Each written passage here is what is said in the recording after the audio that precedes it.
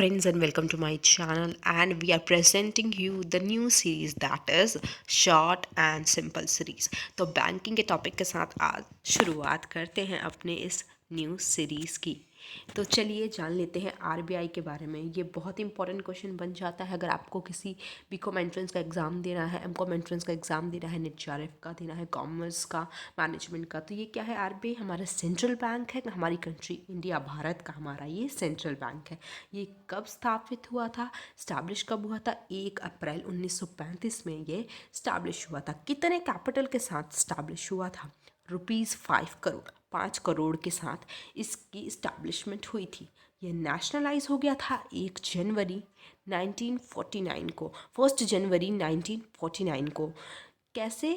As government acquired the private share holding, क्योंकि इस दिन जो गवर्नमेंट है उसने अपने हाथों में आरबीआई को ले लिया था प्राइवेट लोगों से। इससे पहले ये आरबीआई प्राइवेट के हाथों में था। 1935 में ये इस्टेब्लिश हो गया था, तब ये गवर्नमेंट के हाथों में नहीं था, ये प्राइवेट लोगों के हाथों में था। और 1949 1 जनवरी को ये गवर्नमेंट के हाथों में आ गया। It formulate and administers, spelling सही कर लीजिएगा, administers, RS the monetary policy. ये कंट्री के मॉनेटरी पॉलिसी को देखता है। CRR कितना होना चाहिए, SLR, ये सब देखता है। और ये कैसे काम करता है? ये गवर्नमेंट के एजेंट के रूप में काम करता है और अपनी हिस्सेदारी IMF में दिखाता है। IMF के कोई डिसीजन में अगर पार्ट लेना है तो आरबीआई गवर्नमेंट की तरफ से एजेंट बनकर पार्ट लेता है, as well as in the world bank also. SBI है हमारा। SBI बेसिकली 1921 में क्या हुआ था, ये तीन जो बैंक है ना, ये तीनों बैंक अमालगमेट हो गए थे और तीनों बैंक को मिला के प्रेसिडेंसी बैंक बोल दिया गया था 1921 में।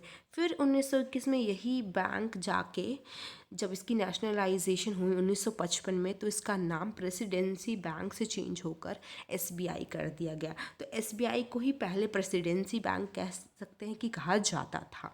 1921 में प्रेसिडेंसी बैंक कैसे बना? Bank of Calcutta, bank of Bombay, bank of Madras को अमालगमेट करके। देखिए 1921 तक ही ये तीनों चले, क्योंकि ये अमालगमेट हो गए and became presidency bank. Bank of Calcutta 1806 में स्टैब्लिश हुआ था, बैंक ऑफ बॉम्बे 1840, वहीं बैंक ऑफ मद्रास आपका 1843 में स्टैब्लिश हुआ था। और ये जो है ना हमारा SBI बिगेस्ट कमर्शियल बैंक है पब्लिक सेक्टर में। SBI के जो रूल्स हैं वो अदर बैंक से थोड़े रिजिड होते हैं।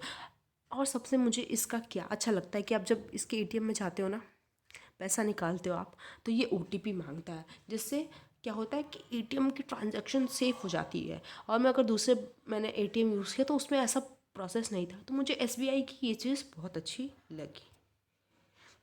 देखिए ये इंपीरियल बैंक ऑफ इंडिया का एम्बलम है। This is the emblem, imperial bank of India लिखा है। इनकॉर्पोरेटेड 1921 लिखा है, under the imperial bank of India act 1920। हमारा है ये शेड्यूल बैंक। शेड्यूल बैंक क्या होता है?